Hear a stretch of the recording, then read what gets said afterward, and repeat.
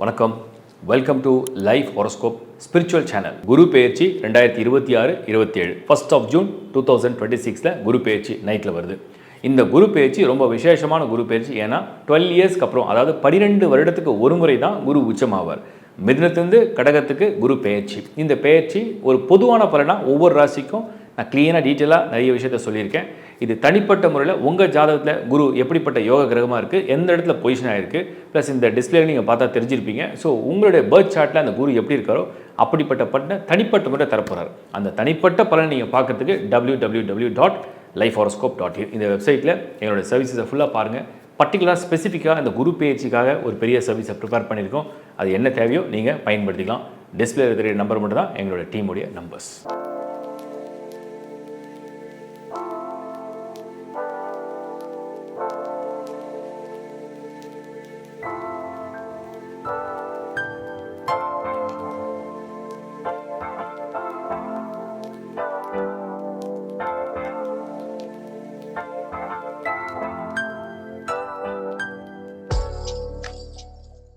துலாம் ராசி. துலாம் ராசி குரு 10ஆம் இடத்தில் உச்சம். 10ல் குரு வந்தால் பதவி பறிபோகும் அப்படின்னு ஒரு பொதுவான பழமொழி இருக்கு. அதோட முழுமையான ஒரு பழமொழி என்ன? 10ல் குரு வந்தால் இருக்கும் பதவி விலகி புதியது ஒரு பதவி தேடி வரும். அதுக்கு தான் அது அர்த்தம். இப்போ கல்யாணம் ஆகாத பேச்சுலர் பார்த்தீங்கன்னா திருமணமான ஒரு கணவன் அப்படிங்கிற ஸ்தானத்துக்கு போறீங்க. ஒரு கல்யாணம் பண்ணவராக இருந்தீங்கன்னா ஒரு குழந்தை பிறந்து அப்பான்ற ஒரு ஸ்தானத்துக்கு போறீங்க. ஒரு பதவி உயர்வு. சுய ஜாதகத்தில் குரு வலுப்பெற்றால் பதவி உயர்வு. சுய ஜாதகத்தில் குரு வலு இழந்திருந்தால் அது பதவி கொஞ்சம் பின்தங்குற மாதிரி, இறக்கம்னு அர்த்தம். அவ்வளோதான். ஸோ துலாம் 10ல் குரு பொதுவாக ப்ளஸ்ஸா? பெரிய ப்ளஸ் இல்லை. பட் ஆனால் சுபகிரகம். அவர் வந்தார் அந்த இடத்த உங்களை ஷேக் பண்ணாமல் விட மாட்டார். 10ல் குரு வந்துட்டார் இல்லையா? பதவி, அதிகாரம், வேலை வாய்ப்பு, வேலை மாற்றம், இடமாற்றம், ஊர் மாற்றம், பதவி மாற்றம், அதிகார மாற்றம், இந்த மாற்றங்கள் நிறைந்த காலகட்டம் தான் குரு 10ல் வர்றது. ஸோ மாற்றத்துக்கு நீங்கள் தயாராகிடுங்க. Change is permanent. So be ready, get ready. என்ன மாதிரியான மாற்றங்கள் வேணாலும் வரலாம் வாழ்க்கையில். அதுதான் இந்த துலாம் நான் உங்களுக்கு சொல்கிறேன். அது கரெக்டாக 10ல் குரு வரும்போது குருவுடைய பார்வையெல்லாம் ப்ளஸில் வந்துடும். துலாத்துக்கு பொதுவாக Guru unfavourable planet. Lord of 3 and lord of 6, 3 மற்றும் 6க்கு அதிபன். So lord of 3 and 6 in 10 unfavourable planet போய் 10ல் வருது. ஸோ நீங்கள் கொஞ்சம் விழிப்புணர்வோடு இருக்கணும். குறிப்பாக உங்கள் ஜாப் அண்ட் உங்களுடைய ப்ரொஃபஷனில், உங்களுடைய பதவியில், உங்களுடைய அதிகாரத்தில் அந்த பார்வையுடைய ப்ளஸ் என்னன்னு பார்த்துடலாம்.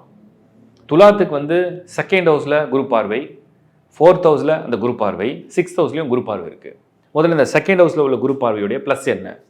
2nd ஹவுஸ் உங்களுடைய கமிட்மெண்ட், உங்களுடைய நீட்ஸ், உங்களோட ஃபேமிலி, உங்களுடைய இன்கம். இந்த இடத்துல குரு பார்வை இருக்குது. அதை எப்படியோ பூர்த்தி பண்ணுறார். அவர் நல்ல விதமாக செய்கிறாரோ, போராடி செய்கிறாரோ, இல்லை நிம்மதியாக செய்கிறாரோ, சந்தோஷமாக செய்கிறாரோ தெரியாது. ஆனால் ஏதோ ஒரு அதை நிவர்த்தி செய்கிறார், பூர்த்தி செய்கிறார். ஸோ பூர்த்தி செய்யக்கூடிய இடத்துல இந்த குருவுடைய பார்வை விழுது. அதை நம்ம ஒரு ப்ளஸ்ஸாக எடுத்துக்கலாம். ஃபேமிலியில் உள்ள குழப்பத்தை நிவர்த்தி செய்கிறார். ஃபேமிலியில் உள்ள எல்லா தேவையும் பூர்த்தி செய்கிறார். சொன்ன வாக்கை காப்பாற்றுற அளவுக்கு ஒரு பலத்தை காமிக்கிறார். சொன்ன வாக்கை நிறைவேற்றுற அளவுக்கு ஒரு மன நிம்மதியை கொடுக்குறார்.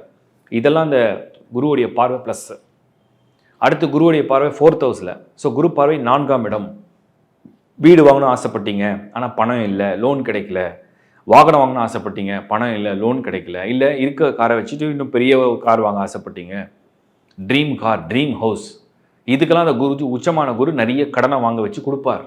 ஏன் கடனை வாங்க வைக்கிறார்? அவர் லார்ட் ஆஃப் 6, 6 கூடியவனாக இருக்கிறதுனால கடன் மூலயமா ஒரு வளர்ச்சி, கடன் மூலயமா ஒரு வீடு, கடன் மூலயமா ஒரு வாகனம், அப்படி தான் கொடுப்பார் பலனை. அப்போ 4 சுகம், ஆரோக்கியம் நல்லா இருக்கணும், ஃபிட் ஆகணும், கொஞ்சம் செலவு பண்ணி பார்ப்போமே, இந்த ட்ரீட்மெண்ட் செஞ்சு பார்ப்போம், இல்லை இந்த மாதிரி ஒர்க் அவுட் பண்ணி பார்ப்போம், இந்த இடத்துல ஜாயின் பண்ணி இந்த மாதிரி ப்ராக்டிஸ் பண்ணி பார்ப்போம்.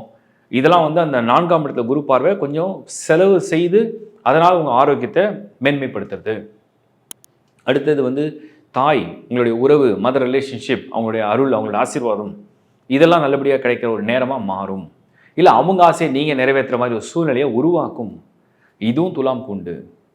துலாம்க்கு 6ஆம் இடத்துல குருவுடைய பார்வை. 6ஆம் இடம் உங்களுடைய நோய்கள், உங்களுடைய கடன்கள், அதாவது ஒரு கடனை அடைத்து வேறு கடன் வாங்குறது, கடன் கேட்டு கிடைக்கலாம், கடன் கிடைக்கிறது, பேங்க் லோன் அப்ரோச் பண்ணுறீங்க, எஜுகேஷன் லோன் அப்ரோச் பண்ணலாம், பிஸ்னஸ் லோன், பர்சனல் லோன், இல்லை மேரேஜுக்கு உண்டான ஒரு லோன், இல்லை டூருக்காக ஒரு இப்போ என்னமோ லோன் இருக்குது. எல்லா லோனும் அப்படி கேட்டால் அப்படி கிடைக்குது, கேட்ட தொகை வருது, கேட்டால் அப்படியே உங்களை ரெட் கார்பெட் வெல்கம் போட்டு உங்களை வந்து பண்ணி கொடுத்துட்றாங்க, அந்த லோன் கொடுத்துட்றாங்க. அதெல்லாம் தான் இந்த குருவுடைய பார்வை 6th ஹவுஸில் உங்களுக்கு ப்ளஸ்ஸாக இருக்குது. ஸோ குரு பார்வை 2, 4, 6 இந்த இடங்கள்லாம் அதோடைய கஷ்டங்கள் எல்லாம் அதோட பிரச்சனைகள் எல்லாம் நிவர்த்தி பண்ணுற குருவாக வரார். ஆனால் அதே துலாமுக்கு 10ஆம் இடத்துல இருக்கிற குரு ஒரு மாதிரி ஒரு பயத்தில் அப்படியே வச்சிருப்பார். பதவி, அதிகாரம், பொருளாதாரம், முன்னேற்றம் இது சம்மந்தப்பட்ட விஷயங்கள்லாம் ஒரு மாதிரி இருக்குது. இப்படித்தான் உங்களுடைய ராசிக்கு அந்த குருவுடைய இன்ஃப்ளூயன்ஸ் வந்திருக்கு அப்படிங்கிறத நான் உங்களுக்கு சொல்கிறேன். அப்போ மொத்தத்தில் பார்த்தீங்கன்னா குரு பெயர்ச்சி அப்படிங்கிறது இந்த 2026 வருடத்தில் கிட்டத்தட்ட அது 1 வருஷம் இருக்க போகுது, 2027 வரைக்கும். ஸோ இப்போ நீங்கள் வந்து அந்த துலாத்துக்கு வந்து இந்த 3 ராசிகளை பார்த்துருப்பீங்க, எங்கெங்கே அந்த பார்வை பதியுன்னு சொல்லி பார்த்துருப்பீங்க. அப்போது இந்த வருஷத்தில் உங்களுக்கு அட்வான்டேஜாக நம்ம பார்க்குறது என்னென்னா, உங்களுடைய தேவைகளும் உங்கள் ஆசைகளும் 2, 4, 6 சம்மந்தப்பட்ட விஷயங்களை நிறைவேற்ற மாதிரியும், உங்களுடைய கவனக்குறைவான இடமா எது இருக்கும் அப்படின்னு பார்க்கும்பொழுது, உங்களுடைய தொழில், உங்களுடைய வேலை, உங்களுடைய அடையாளம் என்னவோ அதில் தான் நீங்கள் எக்ஸ்ட்ரா கேர் எடுத்துக்கணும். பர்டிகுலராக பிஸ்னஸ் இன்வெஸ்ட்மெண்ட் பண்ணுறவங்க ரொம்ப ஜாக்கிரதையாக யோசித்து அதை பற்றின அனுபவத்தை தெரிஞ்சு அதுக்கப்புறம் இன்வெஸ்ட் பண்ணுறது அட்வைசபிள் நான் உங்களுக்கு சொல்கிறேன். இப்போ நீங்கள் பார்த்தது வந்து ஒரு பொதுவான பலனால கூட நான் டீட்டெயிலாக இப்போ சில எக்ஸ்ப்ளனேஷன் கொடுக்குறேன். தயவு செஞ்சு கொஞ்சம் கவனித்து பாருங்கள். குரு 1st of June 2026 2026 முதல் தேதி ஜூன் மாதம் கடகத்துக்கு வரார்.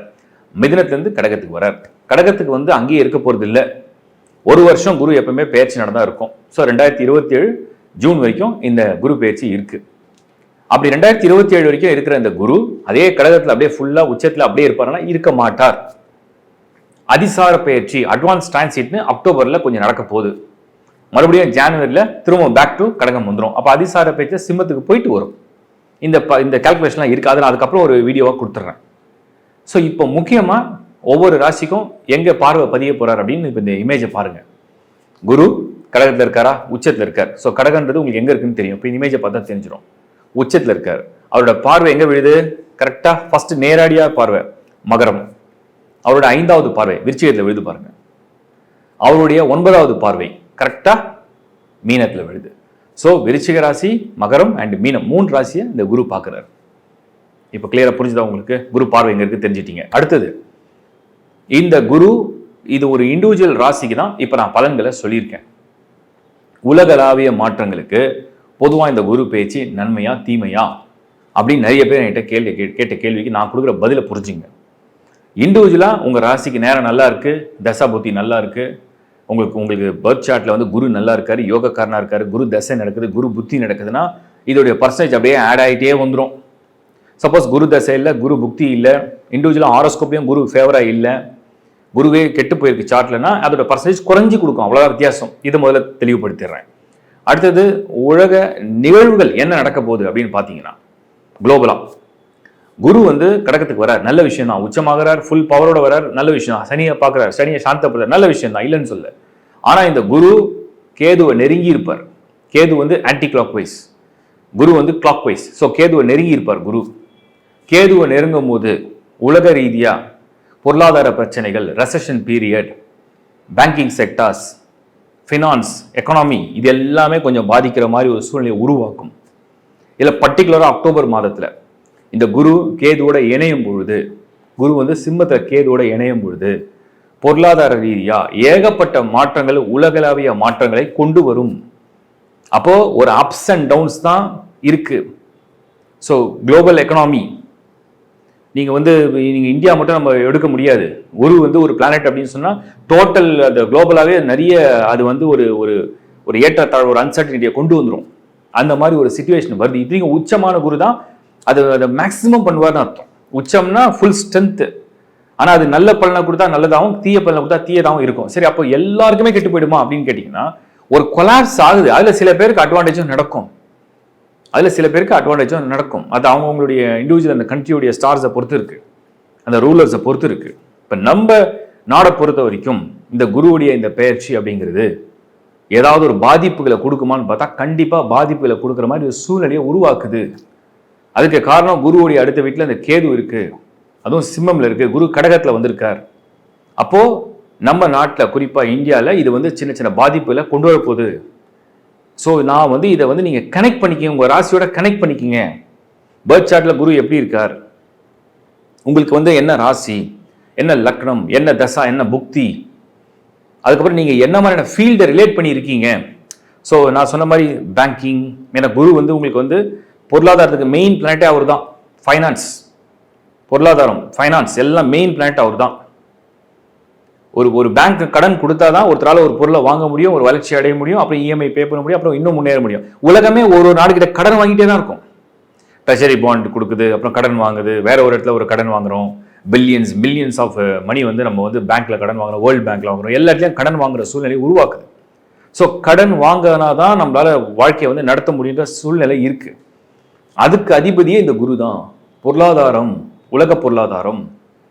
ஸோ இது எல்லாம் அவரை பேஸ் பண்ணி தான் இருக்கு.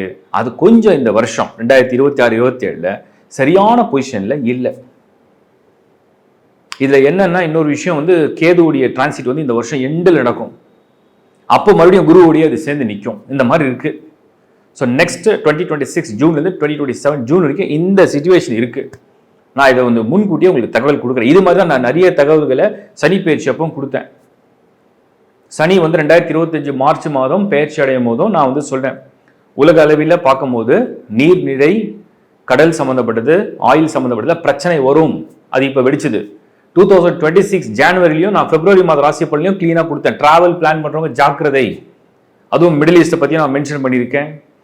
அவங்க வந்து அந்த சோல்ஜர்ஸை பற்றி, போர் பற்றி கொஞ்சம் நான் இண்டிகேஷன்லாம் கொடுத்துருக்கேன். நான் நிறைய ஓப்பனாக பேசுறதில்லை. இனிமேல் அது வந்து எல்லாரும் கேட்க ஆரம்பிச்சிட்டீங்க. ஸோ நான் என்ன பண்ண போகிறேன்னா, ஒவ்வொரு மாதமும் 50 days ஒன்ஸ் வந்து இதை பற்றி நான் சில வீடியோஸ் நான் ஷேர் பண்ணுறேன். உலகளாவிய அந்த நிகழ்வுகள்லாம் என்ன நடக்க போகுது அப்படிங்கிறத நான் ஃபோர்காஸ்ட் பண்ணி உங்களுக்கு ப்ரிடிக்ஷன் கொடுக்குறேன். ஸோ இது வந்து யாரையும் பயமுறுத்துறதுக்காக கிடையாது. இது வந்து எங்களை பற்றின பெருமையை சொல்கிறதுக்காக கிடையாது. ஏதாவது வகையில் அது வந்து உங்களுக்கு வந்து ஆலோசனை வந்து உங்களுக்கு பயன்படும், நீங்கள் ஏதாவது திட்டமிட முடியும் அப்படிங்கிறதுக்காக தான் இந்த கருத்தை நான் வந்து உங்களுக்கு சொல்கிறேன்.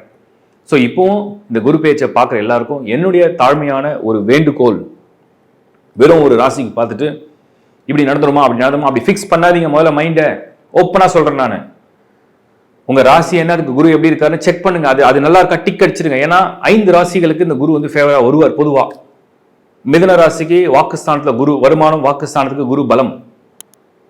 கன்னி ராசிக்கு லாபஸ்தானத்தில் குரு பலம். ஸோ கன்னிக்கு 11ஆம் இடத்துல குரு வெற்றி, ஆதாயம், லாபம், வாக்குஸ்தானம், ஆதாயம், வெற்றி, லாபம் இதெல்லாம் கொடுக்கக்கூடிய இடத்துல குரு. அதுக்கு அடுத்தது வந்து பார்த்தீங்கன்னா விருச்சிகத்தில் குருவுடைய பார்வை. அந்த பார்வை ஒரு அட்வான்டேஜ் இருக்கு. ஸோ விருச்சிகத்துக்கு பார்வை வந்து ப்ளஸ்ஸாக இருக்கு. அவங்க வந்து ஒரு புத்துணர்ச்சி பெற போறாங்கன்னு அர்த்தம். மகரத்துக்கு வந்து பாசிட்டிவ் ஆக்டிவேஷன். ஆல்ரெடி சனி 7 சனி முடிஞ்சிருக்கு. ஸோ குரு நேரடியான பார்வை வந்து ஒரு பாசிட்டிவ் ஆக்டிவேஷன்.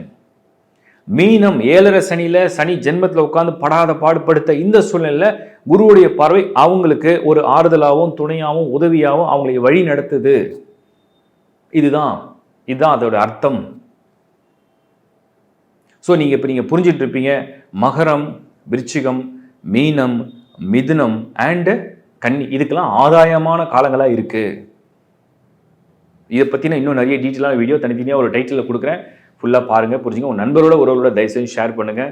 சப்ஸ்கிரைப் பண்ணி உங்கள் மேலான ஆதரவு கொடுங்க. ஏன்னா நீங்கள் சப்ஸ்கிரைப் பண்ணும்போது எங்களுக்கு அது இன்னொரு பெரிய பூஸ்ட். அதுக்கப்புறம் கமெண்ட்ஸ் வந்து நான் ரிப்ளை கொடுக்க ஆரம்பிச்சிருக்கேன். முன்னாடியும் கொடுத்துருக்கேன், இப்போ நான் மறுபடியும் அந்த ரிப்ளை கொடுக்குறேன். உங்களுக்கு வந்து கமெண்ட்ஸ் வந்து ஃபஸ்ட்டு 2 to 3 days. ஏன்னா அடுத்தடுத்த வீடியோ அப்லோட் ஆகும்போது அதுக்கு நான் கமெண்ட்ஸுக்கு ரிப்ளை கொடுக்க போகிறேன். அதனால் நீங்கள் கமெண்ட்ஸ் வந்து யாருக்காவது டவுட்னா உங்கள் ஃபுல் தகவலை எழுதாதீங்க. ஷார்ட் அண்ட் ஸ்வீட்டாக என்னன்றதை டவுட்டை கேட்டுருங்க. நான் ரிப்ளை கொடுக்குறேன், பாருங்கள். தேங்க்யூ. தேங்க்ஸ் ஃபார் வாட்சிங் life horoscope. Is bye from Shankar Narayan. வணக்கம்.